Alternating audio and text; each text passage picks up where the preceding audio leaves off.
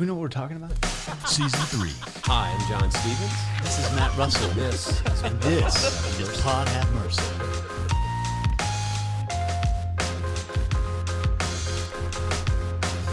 Yeah, so Amir, we wanted to have you on because, you know, we do a lot of work. In a lot of ways, you're the reason that I'm kind of here at Chapelwood through a lot of different veins, right? Like, I met you doing spoken word poetry. I got into doing videography with Right About Now and creating media with them. That put me in contact through poetry with iconoclast artists, and I met Matthew Russell. And then I met Jeff and the rest of the team here at Chapelwood. And so it was just like a sequence of events that would have never happened without you.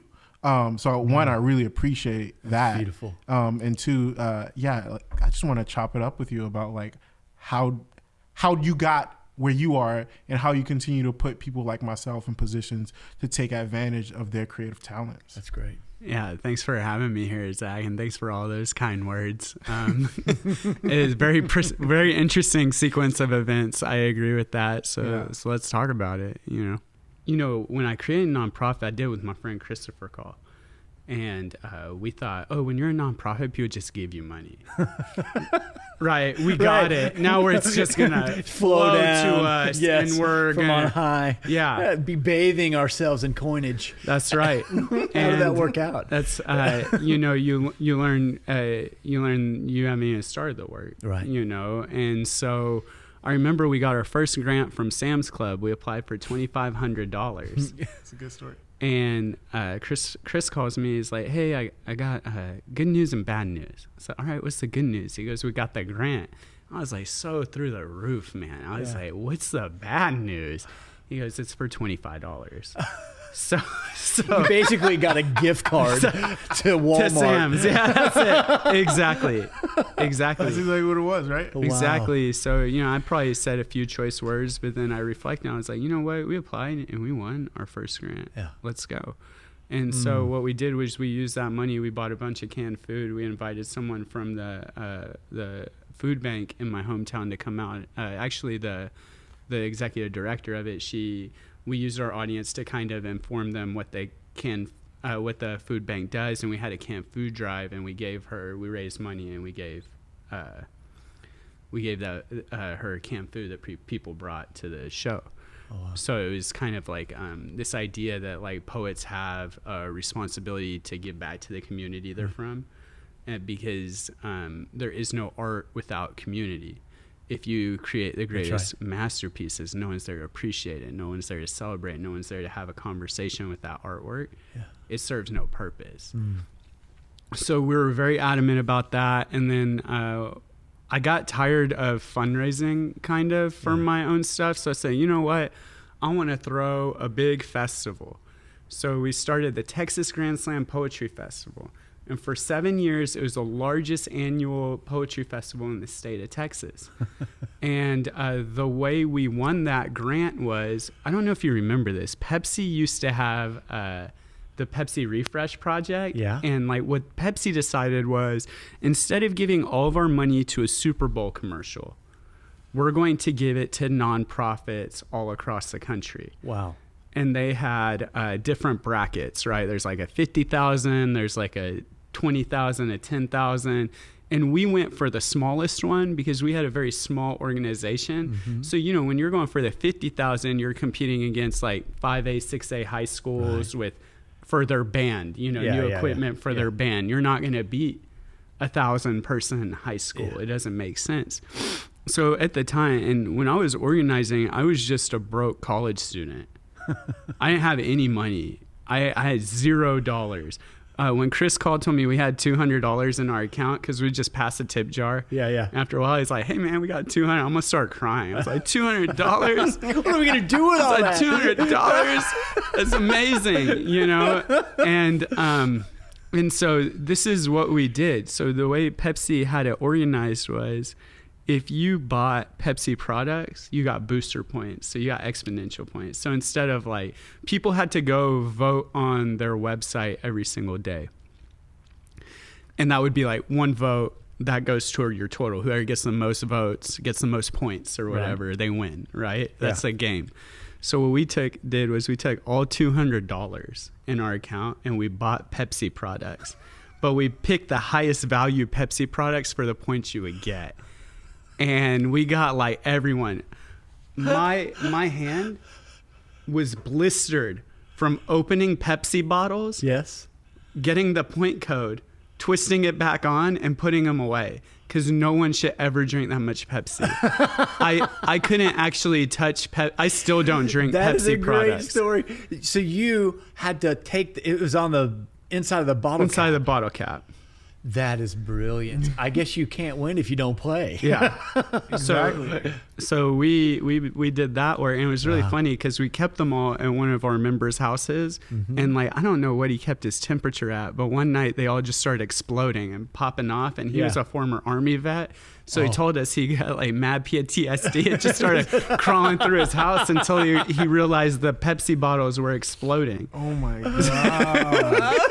What? I didn't hear that part of the story. And I told him, I said, turn your AC down, man. What are you doing? Yeah. So we ended up winning our bracket with that. And so we used that money to host a poetry festival. And the poetry festival would sell tickets and get admissions from poets. And it would fund itself. It became self-sustaining. And the reason I created that poetry festival is all around the nation, there are these poetry groups. And they send like teams of people to like different poetry competitions. Right. Me personally, like I told you, like $200 was like groundbreaking for me, right? I couldn't actually afford to send myself anywhere. You know, like that. I didn't have that access. I'm not in a city like Houston where you get iconoclast, you know, or you have writers in the schools, or you have other opportunities, or like there's a Collegiate Union's Poetry Slam Invitational, and a lot of universities send college students. We didn't have that. We didn't have like Brave New Voices organizations. That wasn't a thing. Yeah. So my thought was, instead of like sending the resources we don't have outside of the city, let's build it here. Encourage people to come here. People who live here can get access to that stage without going too much out of pocket. That's great. And then this art serves my hometown I grew up with, which has this, you know, very conservative reputation. And we can start bringing these voices in, these ideologies in, and we can actually be open to having conversations with each other. each other. And how we would do it is, so for example, if I want to send a team to the National Poetry Slam, that would probably cost $7,000. Okay. But the way Texas Grand Slam worked was it was available to 40 poets to compete, and the entry fee varied. Okay. But if you were in the top 10 out of that 40, meaning top 25th percentile, you got your entry fee back. And your entry fee also covered your hotel accommodations, and like we would feed you during the festival. So when you were there, it was very like, it was a competition that took into account the artist and not itself. Yeah. You know, and then the first night of the competition was completely free, because what we wanted to do was, there's no money to come look at it. The way I look at it is like Costco. You go to Costco, you get the meatball sample, right? Right. And then all of a sudden you got 20 packages of chicken meatballs in your fridge, and you're like, what happened? What did I do? and then our finals was pay admission. Okay. So basically it was a funnel. Okay. If we can get 1,000 people out to our first show, we can get hundreds of people out to our finals. That's great. And that's kind of that was my entryway into poetry. And the issue of poetry is, it's one of those things where it's very hard to find a career in. Yeah. You know, I always say the artist's life is the hardest life. Yeah. Because while you're creating and you're trying to make a living doing it, you're also trying to create the art, right? And you can kind of cannibalize yourself if you're not careful. That's right. That's right. And you're 100% right on that. And also you make the sacrifice of a 401k. You make the sacrifice of the safety net to pursue kind of the dream. So and it's just really hard as someone who just graduated college to find a job in anything, much less like poetry or writing, you know? And like, I think like mentally I wasn't there yet. I wasn't accepting like, this is what you're going to do. But I had just spent all this time grant writing for a poetry nonprofit I created. And I had a science background. So I started working in a biochem lab. Okay. And then I got into philanthropy through healthcare. Okay. And that's actually what brought me to Houston is, my girlfriend is now my wife, Kirsten. She got a job at Deloitte in Houston, which gave me incentive to move here. And then Houston Methodist gave me a job, my first real 9 to 5. You know, I worked at A&M as kind of like an editorial assistant grant writer, but I had like benefits at Houston Methodist, you know. So I came to Houston, and honestly, Matt, like at that point, I wanted nothing to do with poetry. I hated everything about it, organizing, because I felt like you give and you're not like receiving, right? Yeah. So what it is we all have, and this is every sector, there's limited resources and they can only go so far. So I felt like, you know, I was happy to do it for my community. I don't regret anything, but I was just like looking at my bottom line.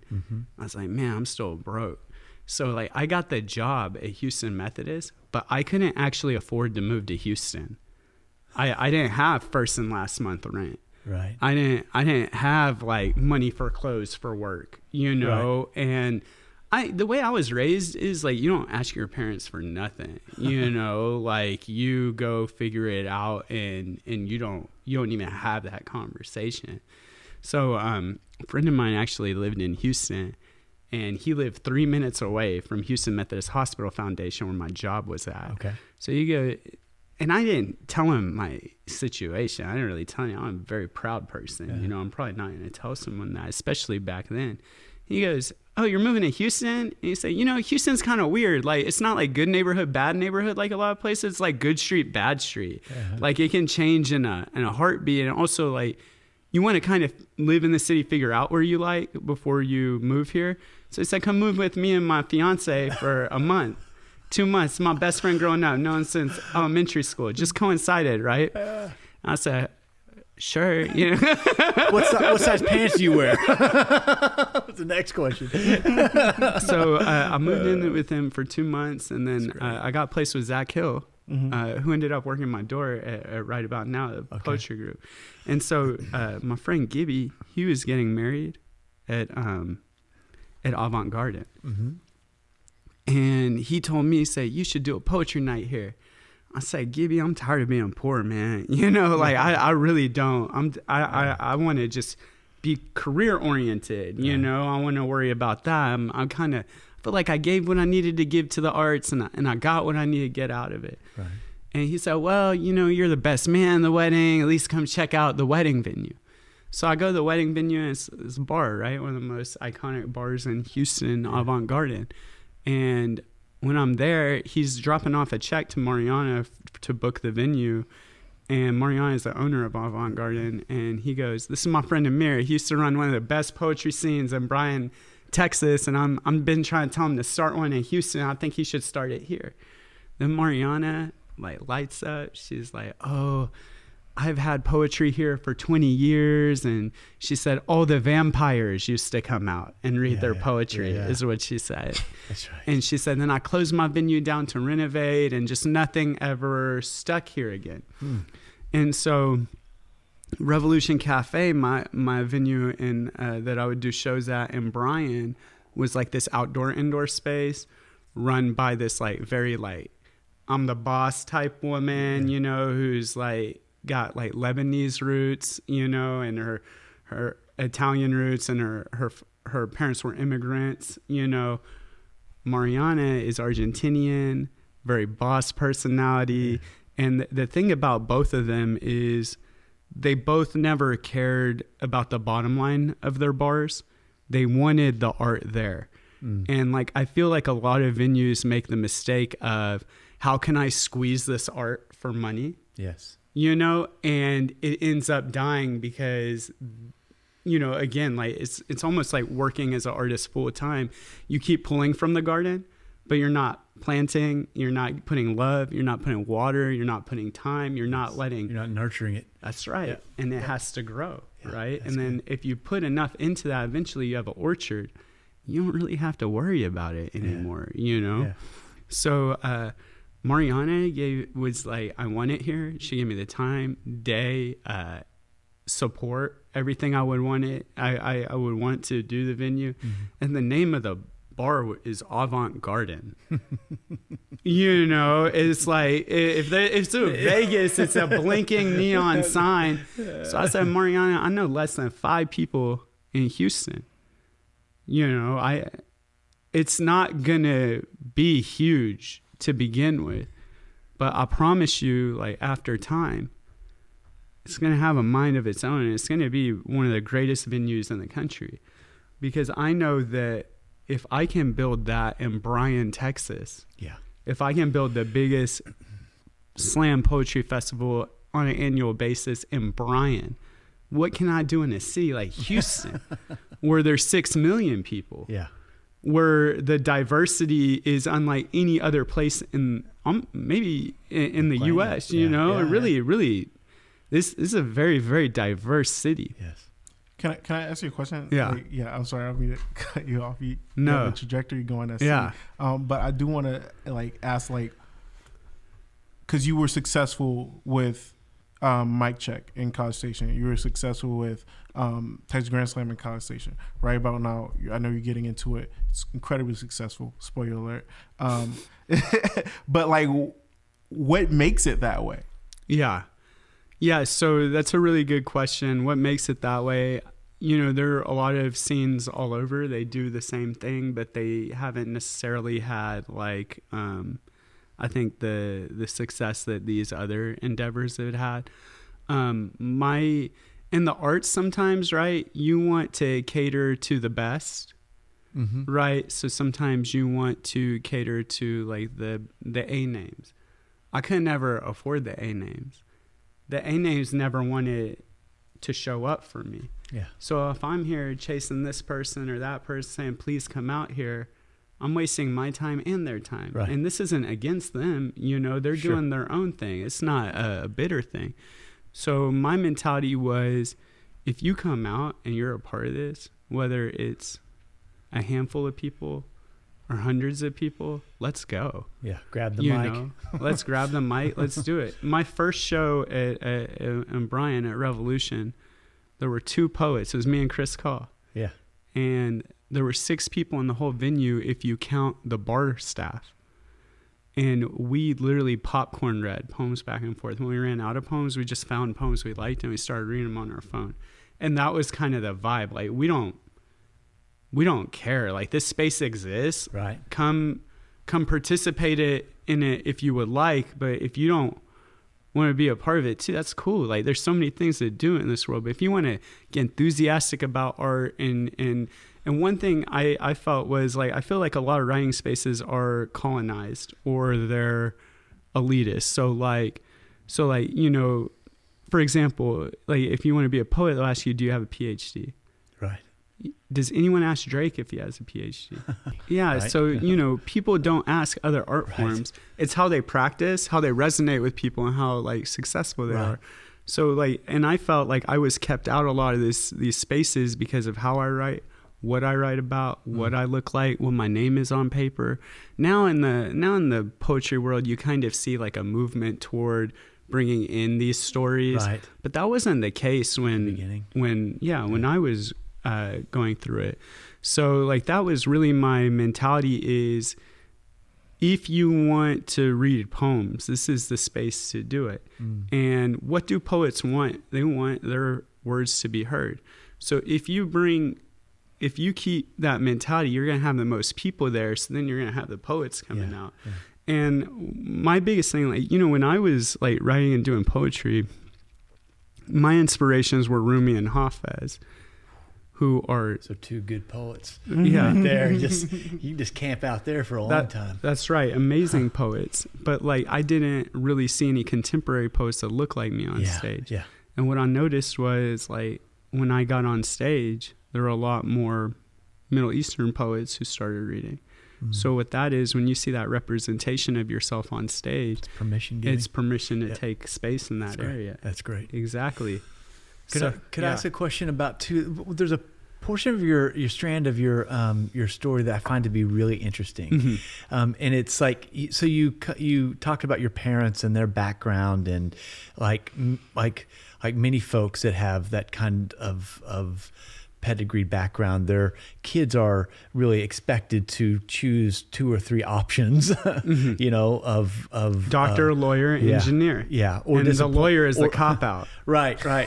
I have a friend who said I had 4 options or 3 options. It was doctor, lawyer, or disappointment. And that was the 3 options he had. You know, and so, but I listened to your story, and although you pursued that, and it'd be interesting to hear some of the story around Methodist, but there was also seemed to be a deeper voice that you were following that didn't necessarily jive with the one that your parents and your culture had given to you. Right. How did you negotiate that? What kept you on that path? That's a great question. So actually, when I graduated college, I took the LSAT, and I scored well, but I didn't score well enough to get into a top 14. And my father... I see the disappointment coming out. Top 14. And my father was like, don't be a lawyer if you're not like a top lawyer. Like he's like, don't. But this is with a background of math and chemistry, right? And then you took the LSAT. Yes. Okay, just want to make that connection. I like being on a stage. I like the research and the analytical segments. Yes. Like I have respect for that, and then I really liked being on a stage and talking. So and then what I had heard was, if you have a science background, it makes you a more competitive candidate for law schools as well.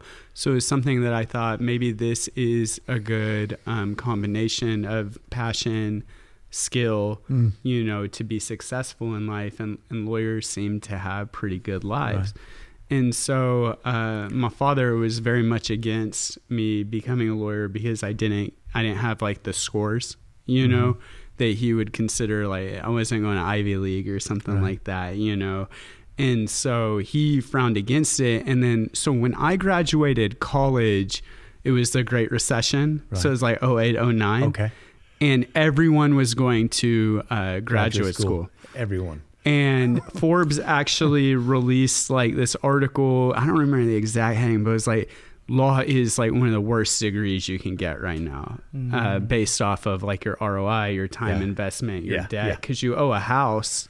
But lawyers start off, some lawyers, not all lawyers, they either start off making like $50K, or they're doing a lot of transcript work and documentation work, or you can make the big dollars if you're from one of these elite places, but you're working 60 to 80 hours a week. And that never really jived with me, so that was my way of getting out of that direction. And so my thought was, if I work this 9 to 5, I'm working philanthropy, I'm working for a nonprofit, like that, with my like altruistic self, what I mean? That makes me feel good. Like my life has purpose. I'm helping people, and that's kind of like, that's how I fed myself. That's how I built my 401k, that's kind of how I got on my feet. But while I was able to do that, I started just hosting shows at Avant Garden. And it wasn't like ever like, I'm going to pursue this for a living. I need to make money off the show. I knew that wasn't possible because of all my years in college, or what I thought was impossible, right? And so like it was never a thing where I necessarily wanted to go full-time, because I also realized like, man, if I'm stable in my life, it allows me kind of the freedom of thought to give to this space and keep it purely art. Yeah. There's this painting of the warring peacocks, and they're tearing each other's intestines out. And one symbolizes money, and one symbolizes art. And I think the message the artist was trying to send, from my memory, is art and money need each other to survive, but they'll inevitably tear each other apart. So that has been something that I've been very like rooted in is just remembering that philosophy. So my day job gave me the opportunity to do that. And then so I just like, the first show we did at Avant Garden was 45 people. And the reason it was 45 people was I hosted it on my birthday, because that was my birthday party. So if you didn't come to the show, you're kind of a jerk for not coming to my birthday. My party. Yeah. My birthday. That's right. That's fun. So that was the first show. So that got me a little bit more people, but then the audience dropped to maybe like 15, maybe 10, maybe 7. There's some nights where I was the host and I was DJing from a phone. You know, it's the same thing. It's just kind of like, you know, it doesn't really matter. We're going to just do this, and it's going to exist here, and you can come out or you can not come out. And people start hearing about it. They start vibing with it. They start coming out. And I mean, the pandemic really knocked us off our feet. Yeah, you know, sure. I canceled shows for 1.5 years because I felt, even though we're in an outdoor space, I felt bad like having shows when social distancing was people's only defense, like in person, you know, and that's kind of what everyone advised against. With the vaccine coming out, we started rolling our shows back because now people have a choice outside of social distancing. Right. So that kind of knocked us back, but that was kind of cool too, right? During the pandemic, we built a virtual membership. We have weekly writing groups now. That's great. That not only serve Houstonians, but people all over the world. We started doing virtual poetry slams where the winners are decided by popular vote on our Facebook page. I doubled our social media following. I started, especially TikTok. TikTok is where it's at right now. If you're a creative, I can preach the gospel of TikTok all day. So, you know, we doubled our following on social media, and now we have like 300 plus members who pay $5 monthly to be a part of it. And now that we have our live show coming back, it's $8 to get in the show, but $5 to be a member. So, and my thought is, you know, a lot of these workshops you get in the poetry world are like $100, $150, $200, sometimes thousands of dollars. Well, if you just give $5 and you be a part of this community, you're not excluded based on what you make. Right. But if we have enough people, we can create the same kind of programming without squeezing everyone that's to be involved. People like me who, you know, got ecstatic about poor college kids. And that's kind of been my philosophy with it is I don't ever want to have an arts organization or an event where the artists themselves can't afford to go to it or be a part of it. That doesn't make sense to me. Yeah. So did you go have ahead? No, go ahead. I was just gonna say like throughout the pandemic, right? This like all the arts got lost all over the country, right? We couldn't show up for right about now for any type of workshops in person, right? Mm-hmm. So you had all these like online communities come into fruition, right? Mm-hmm. But also for someone like me who's an artist, I didn't really jive with the whole online thing very well, right? So I did miss those meeting groups, right? Mm-hmm. And I know for me, those are things that gave me life. And you were saying earlier, you didn't want to start right about now again. You didn't want to start a poetry thing again. What brought you back to this giving you life? Yeah, so for me, like these communities are kind of like albums. So like, I think like I was kind of, so like when I build the, like Mic Check, that first one, that was an album. And I helped give what I could to it. But no one stays on like the same album. No artist. They released a new album. So Texas Grand Slam was that second album. And once I felt I could give everything I could and that I could take from it, you know, I said, well, here, you take this, you do your thing. And I try to do it to where someone else could do it. And with giving stuff like that up, you accept that it might be better than you ever did it. And you accept that it might go away completely forever. And with Right About Now, while I'm still on it, it's the most diversified thing I've ever done in arts. So like one of our central components, when you ask like, what do you think makes this successful? I probably did spoken word for like 7 years, slam poetry for 7 years before I ever got my first video out. And part of like building this platform, building this stage to represent people, what I was noticing was there is great art happening all around me. Everywhere. All around me every night. And no one is documenting it. And especially like now it's cool to do. When I was in it, it wasn't popular to share writers of color, especially writers of color from the South.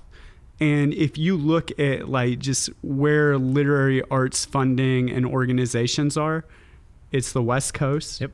It's the Northeast. It's Cambridge. I don't know if that's the Midwest, but Midwest. That's too. in England. Yeah. Oh, Cambridge. Yeah. Sorry. And, but you're right. They're in these spaces, but you don't see it. They're in privileged spaces. You don't see it in the Bible Belt. So I said, well, I've been putting on stuff nobody wanted to look at or hear from or whatever. Let's keep rolling these dice. Let's keep doing it. And so like part of like you asked about communities, what makes them successful. I don't judge whether you're my friend or not, or you're in my community or not, whether you're a good poet or a bad poet. I don't care if you do poetry at all. Some of the biggest like contributors to our space have been people that really don't write poems at all. One person I think of is Xach Hill. Xach Hill worked the door for us 5 years, 6 years, and maybe read 2 poems in that whole time. But he showed up for the space because he cared about it. He wanted to foster it. A lot of artists, this mentality of like, you're good enough, you're not good enough, wouldn't have ever given someone like him like the space to get involved in the community. But sometimes those members, they're so what I love about what you're talking about, one of the things is that the word that I've heard both of you say is community. There's so much idea about art as an individual exercise, and one of the strands that I love about your story is that even in College Station, there is kind of the bright lights and big city kind of feel to things, and you brought that back to your community where it didn't have a place to have that kind of conversation and voices to be included, and you created that, and that it's not. I know there's that phrase, art for art's sake, but it really is people listening to each other's stories in a more intimate gathering and championing that, right? And listening to that for its own value and worth. And that it could have some dope turns in it. That it might have some phrasings that light you up is bonus. Right. But if you can tell your story and have another person receive that in a way, that kind of art gets across and under people's defenses. I've seen it happen time and time again where I might read an article and have all these defenses put up about it or something, or a TV show. But in an art space, somehow it engages with a different part of my mind or a different part of my heart or spirit, and I'm opened up to that space. And so your I think guard's a little lower. You're open to receive, and what it allows you the opportunity to do is build human connection and empathy through personal narrative. So it's called slam poetry, but I think that's a misnomer. I think it's really slam short narrative. So like what people are sharing has poetry in it, but I think for the most part it is narrative driven. These are short narratives. And the thing is, when you grow up in a conservative town like College Station, you might be closed off to certain things because that's how you were raised. But I hear this person's story and their experience. I hear how this thing affects this person. I hear how that and what someone like me does who listens to this week after week after week is eventually it allows you to build empathy for the person and what they're going through. And that's what becomes centered. And I think that might even be the superpower. Yeah, and it allows people to hold conflicting ideas and feelings in their heads together. And now they got to think about, what does myself believe about these two polar opposite things. Right? And that calls for a lot more nuance in the conversations that we have. Brene Brown says that it's hard to hate somebody close up. That's right. And I think what art and what you're doing and cultivating in the city of Houston is building spaces to where you're close up to people. And when you're close up, you've got to, like you said, Xach, you got to let folks in. You got to hear a different language and a different story, and it opens us up. Somehow we've lost that as a culture. Yes. And somehow I think that art and what we're attempting to do in other spaces, even in this church, is trying to open up that space, not close it down. That's right. Right. And those are the spaces that I think are the hope of us as a city, as individuals, as families, as folks that really care about each other. Where could we find what you're doing? Yeah, the best way to find us is at WAN Poetry, right about now, WAN Poetry, and just online. And yeah, so we started filming. So there's over 1,000 videos we've produced now. And what's crazy is, so I'm in Bryan in a dive bar, right? This is where I get my start, 6 people total. And like, our videos have now been shared by like Chance the Rapper, Sansa Stark, George Takai, Upworthy, Huffington Post, Vibe magazine, and these are like Xach has a video that has over 10 million views. This is an artist from right here in Houston. Yeah. This platform helped share his work to millions of people because it exists and it serves. Right. And he doesn't have to pay a dime for that.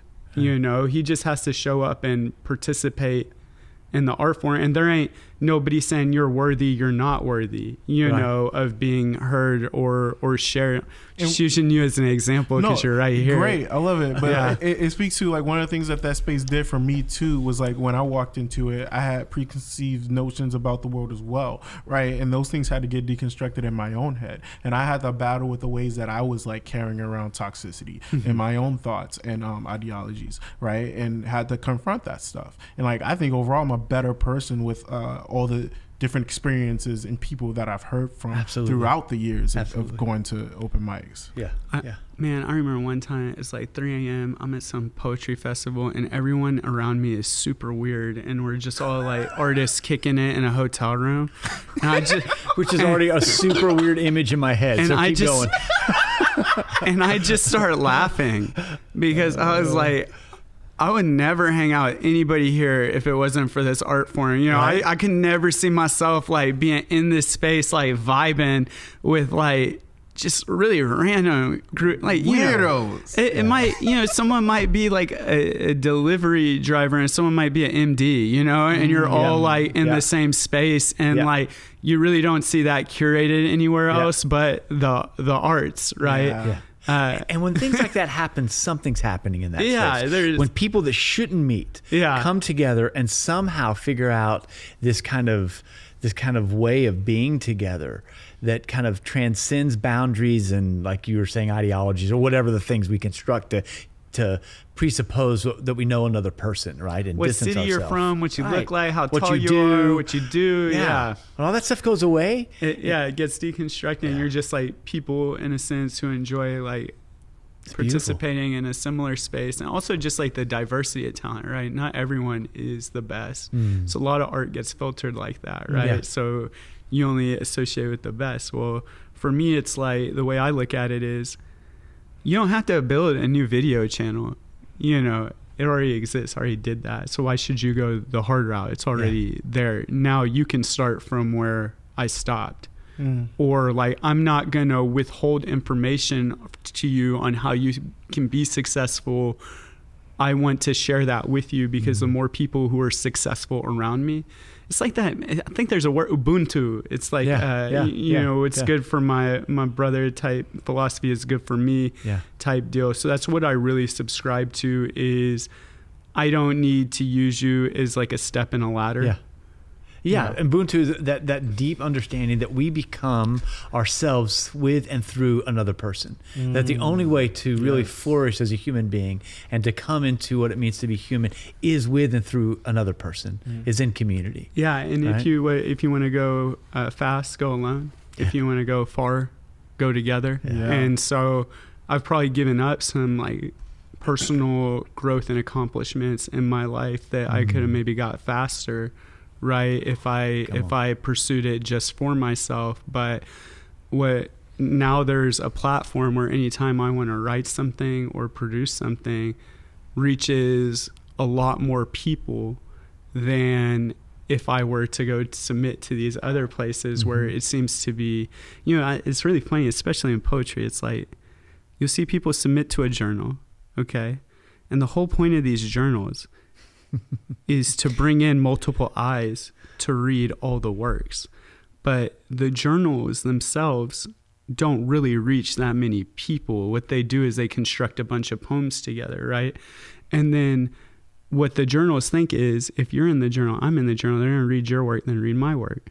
Well, what happens is these artists, they take like a screenshot of where they're published, they post it on their IG. And they throw the journal away. and all their friends are already seeing their work, but they don't go and see anyone else's work, so they fail to meet their purpose. So that's been kind of, so like for me, when you create anything, a business, a community, when you are a part of that, it's important to realize it's not singular, but it's also like important to stay in the practice of humility. It's important to constantly evaluate and check your ego, because ego will destroy everything you have ever built, if you let it. And it's important to always center the vision and the purpose. So like you and I might have a tiff, and I could use that to derail everything. That's right. But instead of putting the energy into that, I'd rather put the energy into the vision and redirect myself on the path to continue to build and expand this platform that, starring Dive Bar in Bryan, Texas, 2 poets popcorning back and forth, 6 people total if you count the bar staff. So that's kind of, it's kind of like the idea. And I think what continues to motivate me like in this space is like, what's next? I know you don't like virtual, but I love the idea of virtual. Like, for example, just say going to church, right? What are all the barriers to coming to church? Transportation, location, time, being in physical space now with other people. I'm sure there's some monetary component sometimes. Like maybe I don't feel like I can give to the offering. Maybe I don't feel like XYZ. I'm just making stuff up. Yeah. So these are barriers, right? Same thing with me. When I have a poetry show, what are my barriers? Parking, cover charge, rain, especially in Houston. There's one drop of rain, nobody's there, other people. But when you're virtual, now everyone is next door to you. Yeah. And everyone has access to the space. So you actually appeal to a bigger audience. So for me, like the virtual space is really like, what I'm jazzed up about the live show, because it is amazing right now. You can just tell like the city is like, we've been wanting this outlet. We've been waiting for this outlet, or I've heard about this so long. I've been wanting to go. Yeah. This little dive bar movement, our first show, I said, I want to know who came here from the furthest. When we were setting up, there's this girl, she came from Tampa Bay, Florida. I said, oh, do you have like family here in Houston? No. You're here for just this show? Yeah. What? Yeah. This was, when I started this art, my own friends didn't show up to my first night. Now I got someone flying from Tampa Bay. I used to get made fun of for doing slam poetry, smoking water. I wouldn't tell anybody because they would roast me over that stuff. I mean, you see it, 21 Jump Street, Cynthia. They like it's looked as like so it wasn't like a cool or popular thing, but I recognize the value. And what you were talking about is listening to each other's stories, hearing that, feeling heard, and also receiving those narratives. Like, storytelling is one of the oldest art forms. That's right. Poetry is one of the oldest art forms. There's a reason why they haven't gone anywhere, because they're effective in their simplicity. And then now, like, moving that into like the technological age. Yeah. Takes a lot of resources to produce a movie. Yep. Takes a lot of resources to produce a book. Poetry, It's made for today. Yeah. Because you can write a poem in an hour and you can share it and it exists and you don't need nothing else. Yeah. So like it has a competitive advantage in today's age too, as far as creation of art. Yeah.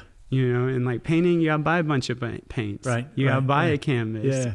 But you know, film, I don't even know. I don't even want to guess how much this costs, you know? Yeah. And so poetry, you need a pen, paper. Not even. This guy used to read poems. He didn't even write them down. Do you know this? Yeah. Yeah. He would just like free. He would just he just free verse it. And I was like, let me see your poem one day. He goes, what do you mean? I don't write it down. I said, what? Yeah. It's amazing. How are we looking on time? Or? Yeah, we probably need to wrap it up. Okay. Can I ask you one more question? Yes, please. So, your dad Yeah. and your mom, what do they think about all this? So that's, you know, I think that's a good question. That's a really great question, man. They never really supported it because they felt like it was a distraction. Because like, think about it. It's like, dude, I'm going to get out of Iran and I'm going to get these 8 degrees and like, dude, you're the last leg of the race. Right. Why are you dropping the baton? Right. This is easy. One time I remember, so this is my parents. My dad, he said, I said, Dad, you know, I think I was in organic chemistry. Dad, it's so hard. It's so hard. He's like, school is hard for you. You speak the language. I love that's an immigrant dad right there, right? You know, that's the I walked to school 12 miles both ways in the snow. I used to have to rent computer time and library to write paper, you know. I didn't know the language. Yeah. One thing Amir always says when I'm like, hey Amir, let's do something crazy. He goes, my parents didn't come here for me to die doing that crazy thing. Yeah. Right. Yeah. I remember one time I took a testing class and I beat the curve, right? And these are science classes, very difficult classes, very smart individuals in these classes. My mom goes, how'd you do, Amir? I said, I beat the average, Mom. She goes, Amir, you always compare yourself to the worst. You know, and like, you know, if it's 95, did anyone make 100? You know, so they were very adamant about that. And then when I think one thing that had to happen is they had to change their expectations, and change may also be synonymous with lower. So I think once I had a 401k, they were like, because all your parents want is for you to be good and to not have to worry about you. Like I think like as a kid, that's the biggest gift you can give your mom and dad. Like, I don't have to worry about him. He's good. Yeah. And so I think the two things that happened simultaneously with that were I got a full-time job and I had a 401k and it looked like I had a steady career. So that was a worry lifted from it. And the other thing was Kirsten. They're like, okay. We like her. She's not letting him. Deloitte. She's not. And Kirsten, she's like exceptional. You know, she is really, really been a blessing in my life. And she is like, she's got her. You know, you see her, you're like, that girl's got her act together. You know, she knows. So those two things happen to where they kind of stop worrying, and then like. It's really interesting. Like, they always frowned upon my poetry, but like my dad, he had an auto glass shot. And so like I would get people messaging me, be like, yo, Amir, your dad shared this poem with me. Oh, wow. You know. So your dad's on the down low. Yeah, he's like on the poetry. He can't tell me he approves, but he's telling other people. And then like, I think they saw what I started creating. Yeah. And I don't think they're like still 100% subscribed. Like, this is how I was raised. More math, more money. More math, more money. Like, that's what they told me. They said, go mathematics. You know more math, you make more money. Yeah. So I don't think they're like 100% subscribed to it. But I think they're like interested and they're rooting for me, you know, and they don't necessarily 100% understand it, but they're like, he's in his 30s. He's got to, you know, he's good. He's got to figure it out, right? And whatever our expectations are, they just don't work anymore. So I do feel like they celebrate me, you know, but it's not like they're not in the front row, you know, or anything like that. But they definitely have put me in a they put me in a position to be able to pursue this. So I feel like in a way, this is an extension of their dream. And then the little brother, he is a civil engineering degree, and he just got his master's in applied economics. So I think that kind of... He's the hope for the future. Yeah, so that gets their sweet tooth fixed. So he can carry that banner for their family. Yeah, they got one kid they can brag about, so it's good. That's great. That's great. Well, Amir, thanks so much for being here today. Thank you so much for having me on. Yeah, and come out sometime, and let's work with Iconoclast sometime. Let's do something together. And love that. And partner and get because I want to help the babies. You know, that's important. I want to give them I want to give people opportunities I didn't have, and that includes kids. You know, so let's do some stuff together. Yeah, it would be good. We'll put ways to get to you and to your work in the show notes today, so that folks can kind of see who you are, and then also I know that there are live shows that are opening back up that they can find out about as well. Every single Wednesday, Avant Garden, doors open at 7:30 p.m. We are there right now. Yeah, that's wonderful. And if they're under 18, please parent guardian. Okay. That's best for everyone. Yeah. We got it. Yeah. Good. Well, thanks again for being here. Well, for Pod Have Mercy, I'm Matt Russell. I'm Xach Blunt. I'm Amir Safi. Let's do that one more time. Say, I'm Matt Russell. I'm Xach Blunt. I'm Amir Safi. And this is Pod Have. Okay. I'm Matt Russell. I'm Amir Safi. And that was Xach Blunt, and this is Pod Have Mercy. Boom! It's a wrap. That is it. That's how we're always ending it. Did I mess that up?